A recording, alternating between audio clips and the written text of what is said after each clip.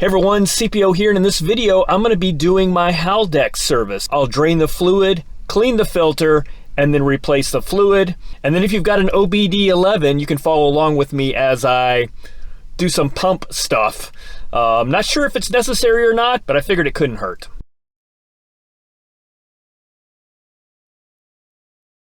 So let's get the vehicle up on all four jack stands and we'll get started on this. All right, first let's take a look at this kit that I got from ShopDap.com, Deutsche Auto Parts. This has the coupling fluid and then the necessary hardware that you're going to need whenever you do this service. Now, because we are pulling the pump and cleaning the filter screen, we're going to use these O-rings and then all of this hardware. So this is the fill plug. The fill plug and the drain plug are both one-time use. So you replace those when you change them out. This is the drain plug. And then these are the two bolts that you will replace whenever you reinstall the pump. The other thing I'm using is an extraction and fill pump. This is a vacuum style pump. I actually tried to order this from ShopDap.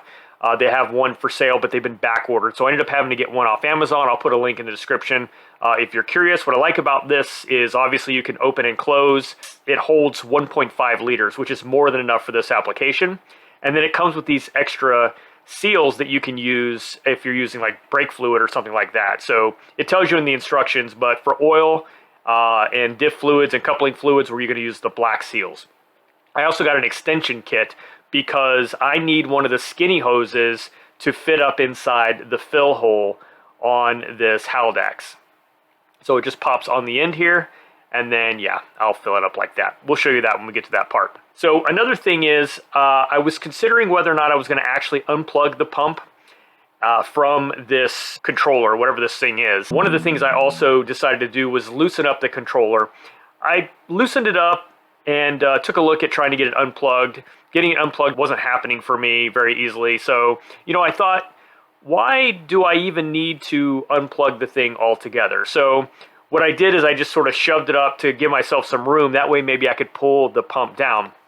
In hindsight, and if I do this over again, I'm not even going to mess with that. I'm just going to leave it connected because I was able to do everything I needed to do without unplugging the pump and without using any extra length of cable. So lesson learned for me, do what you want to do, but yeah, I'm just going to not mess with it next time. So this is the fill plug. You want to remove that first. And as you can see here, I actually had a problem. Mine stripped out right away. Which is unfortunate. But the good news is, because it's external, it's got a shoulder on it, a pair of vice grips will get you easy access to loosening that up. So vice grips to the rescue, but you do want to just get that loosened up first before you drain all your fluid, just in case you have a problem. But yeah, I don't know why it's stripped out. Everything's in good shape. It's just really soft steel, I guess. I don't know. So now to undo the drain plug. That is a super long bolt, basically. And what I'm doing is I'm lifting up my oil receptacle so that when the stream starts, I'm able to capture it, because I'm not sure exactly how far it's going to squirt out. And then I just sort of put light pressure on the bolt until I start seeing it dripping, and I'm sure it's out. And then, yeah, there you go. So it wasn't that bad, but I just like to hold that oil container up. I've learned my lesson on that a few times over the years. So let that completely drain out. Then what I'm going to do is undo this pump. So again, there's two bolts. One's on the back side you can't see, kind of diagonal from this bottom one. And just taking those out. And then it's stuck in there pretty good with a couple of O-rings. So just pull on it, it'll come out. And then there is some fluid in there, which is going to drain out.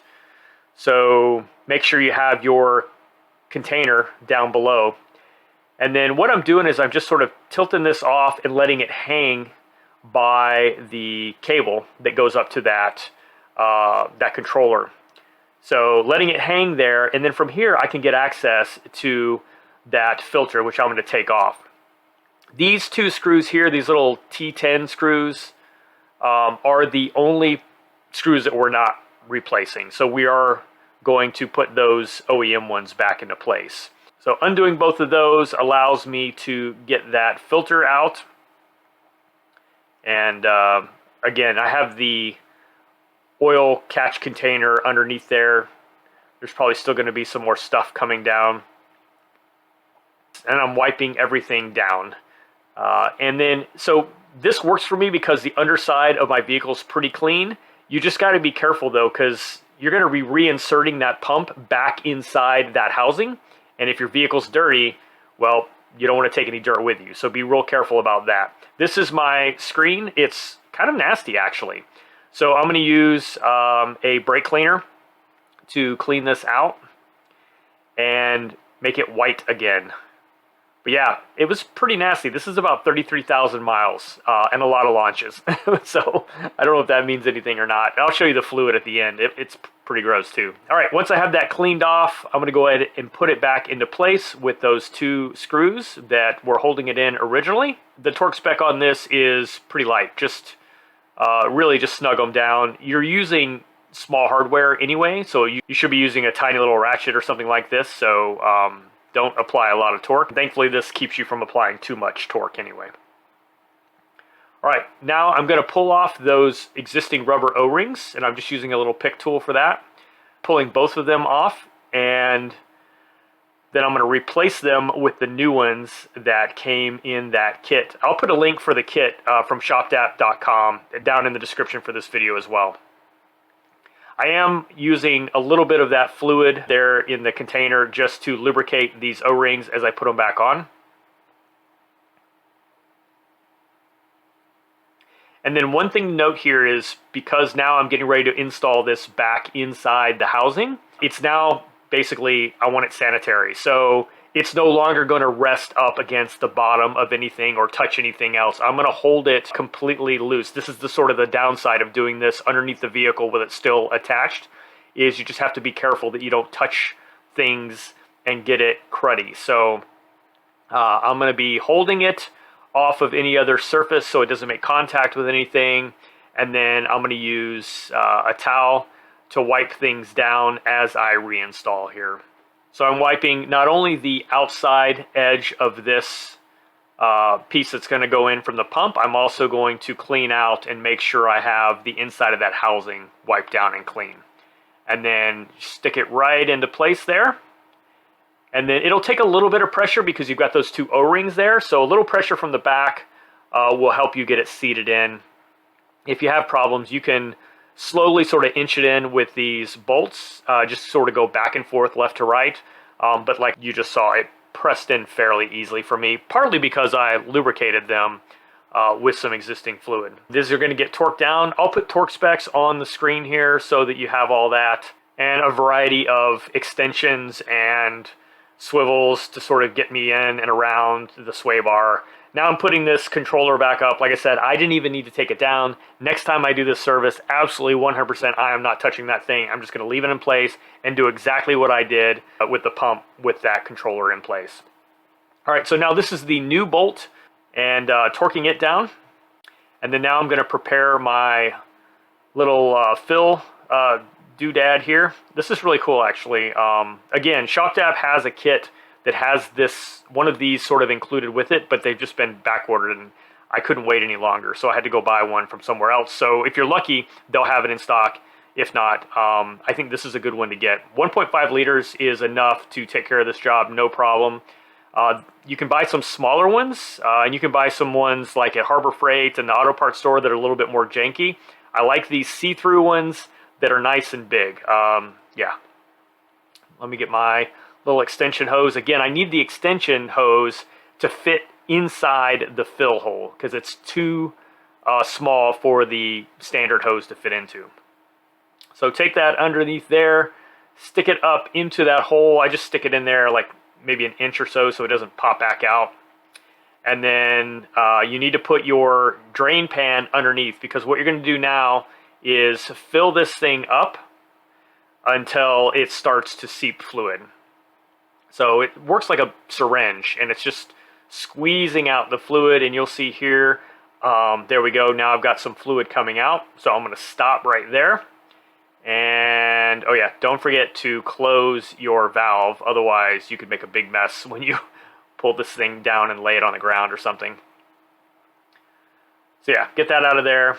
And then what I'm going to do is put the old fill plug back in. I'm just going to like finger tighten it just to, because I'm not doing the final torque down on that. So just use the old one for now. What I'm going to do is go in and start the car. And here's where things get interesting. I've seen a lot of videos where people will just drain, clean the filter, and then refill it just like I did to where fluid comes out, and then that's it. They leave it alone. I see other people who will go in and start the car and let it run for a while, and then I've seen other people who say they absolutely have to prime the pump to get things to work right. So here's my experience.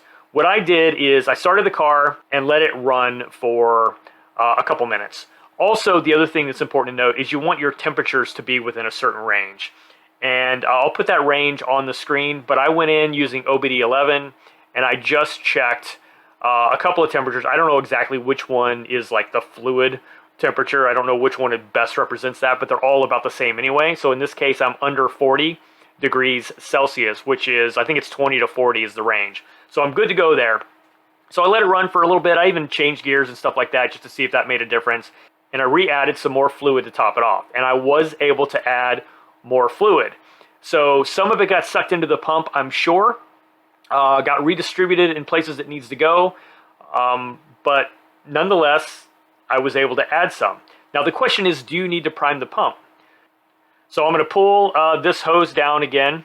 And then once again, I'm going to use my old plug just for now because I want to do one more thing. And that is I want to test and see if priming the pump actually frees up more volume for filling this thing. All right, so this is the fluid I have left. Now remember, some of this involves some overfill that gets drained back into my my drain container. So it's plus or minus a few milliliters. But as you can see here, I end up with about 200 milliliters, maybe a little less than 200 milliliters of leftover fluid out of an 850 milliliter container. All right, so now what I did is I went in and I ran the motor. Basically, I went to the pump motor and I did resetting of all the adaptations. And that took, I don't know, 30 seconds to a minute. And you could hear the pump spin up and spin down and spin up and spin down. What I'm assuming is it's priming that pump motor. And whatever adaptations it does, I don't know exactly. But definitely is running the pump motor. So you can hear that. I let that run for a while until it completed. And then went back in and redid the process of topping off. And I was able to add in more fluid. So again, there are people who say you absolutely must prime the pump in this fashion, either with an OBDeleven or a VCDS tool. Or there are just the same number of people that say it doesn't matter, you don't need to do that. So I'm leaning under the opinion that if you have access to a tool to run the pump while you're doing this process, you may as well. What I found is I absolutely was able to add more fluid after doing that process, which means fluid is getting primed somewhere. It's air is getting out and fluid is getting into places, which means like I ended up adding, you can see here, like another 100 milliliters. Now again, some of that's overflow from it squirting out, so you know it's not a true 100 difference, but you know somewhere maybe 80 milliliters. Anyway, for me it's worth it to prime it because I have the tool and it's easy to do right there. This is what came out of it when I changed it. That's disgusting. So yeah, pretty nasty stuff. I'm glad I did this. This is after about 33,000 miles, by the way. So anyway, guys, that's it. Thanks for watching. I'll catch you on the next one.